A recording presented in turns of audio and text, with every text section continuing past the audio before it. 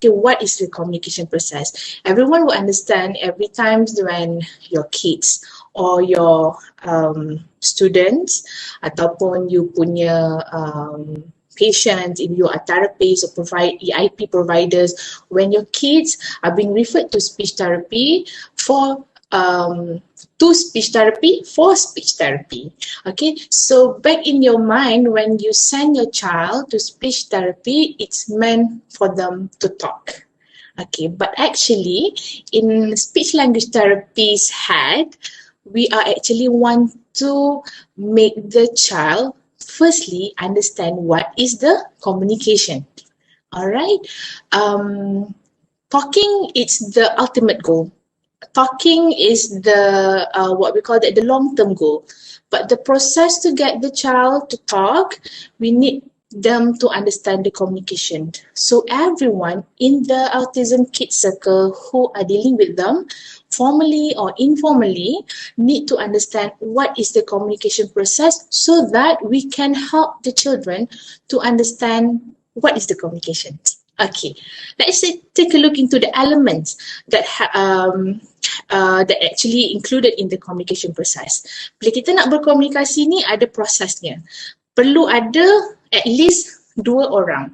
Okay, perlu ada sender, orang yang ingin menyampaikan message, dan perlu ada receiver, orang yang menerima message itu.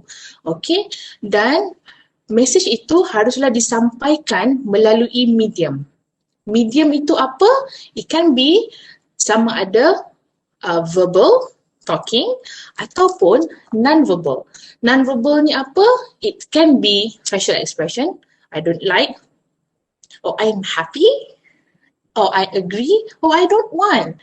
It's actually one of the way we sending a message to our friends, for example. Okay, or else we can sending message, WhatsApp, email, or we can actually draw, okay, or we write down notes. It's all the medium that actually we use to communicate in order for us to send some message to the receiver. Okay, and most importantly, when we want to send the message to the receiver, we have to understand what is the medium that is the best so that the receiver can understand your message. Kalau kita bercakap,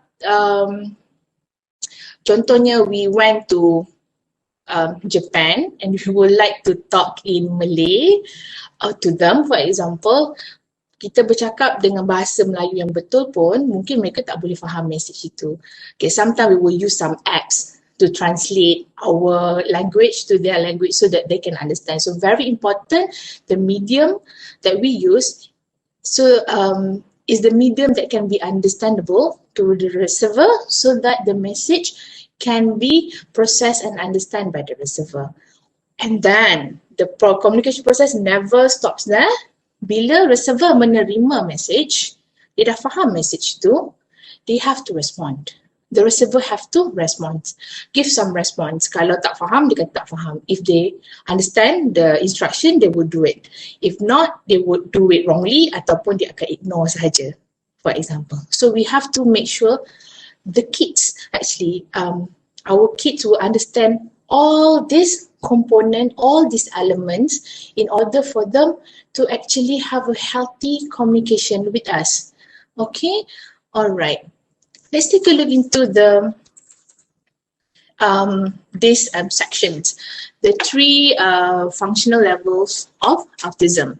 All right, we know that our kids with autism will be classified into a few levels. Okay, depending on their diagnosis. Okay, but you have to understand as well, this level actually helps us to understand what is their communication functions. All the 3, for example, all the 3 kids with 3 different levels of autism will have a different communication function. Okay, and it might be happen 3 kids with the same level of autism would have the same would have a different communication functions as well. All right, but if we want to list all the differentiations, we can't do that. Okay, because the differences so many, ada banyak sangat differences. We want to talk about our autism kids because we know that they are very unique in their ways. Okay, but let's talk about what is their similarity between them. Okay, so how we would like to, how I would really, kita kata I nak ideologikan so that we can understand. I would give one ideology that we do every month, I guess. Autism kids.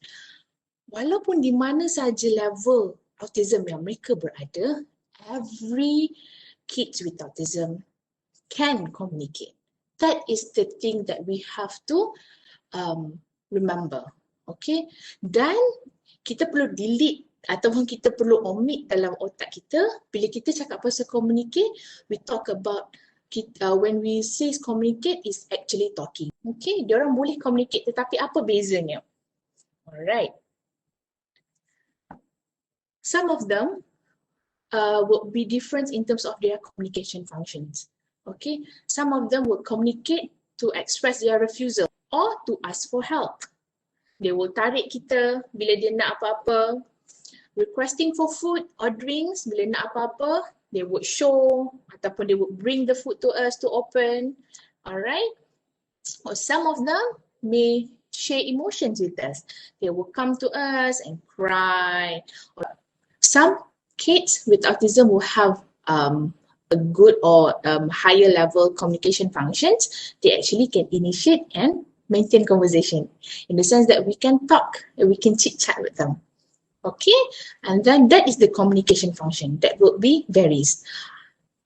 Very simple, they would just they will communicate to express their refusal. Tak nak, kan semua kita bagi semua tak nak. Bila dia nak, they will take the offer. If not, they will run or whatever. It's actually the way they communicate and we have to cherish that. Alright, kita tak boleh kata anak saya tak faham apa-apa. Oh, the kids ni, murid saya ni tak faham apa-apa lah. Saya buat ni tak boleh. Are you sure they tak faham apa-apa? Give them something that they don't like, they won't do. Meaning that they actually telling you that I don't like this. This is not the thing that I like to do. Actually, that is the way they communicate. Even the kids yang non-verbal pun boleh buat benda ni. So actually they are communicating with us. But they are not talking. The problem is in our mind, we are always focusing on communication is actually bercakap, bertutur, talking. So when they don't talk to us, we assume that they are not communicating. Actually, we are in the wrong set of mind. Okay, next, what is the difference between them? Of course, the medium to communicate. Some of them are using non-verbal. Like I said, they would use gestures, facial expressions, pointing, you know. And then some of them would use limited verbal expressions. I would say a few words only. Alright, ataupun hanya akan buat bunyi yang bermakna. And then some of them would able to express verbally with or without challenge. Some of our autism kids were so chatty in the sense that can say or share many things verbally. Okay, but what's might challenge to them is actually perhaps maintaining topics. They would talk many things, but they will jump topics so fast until we don't know which where are they, what is actually their main topic or main issues that they want to highlight. All right. Okay.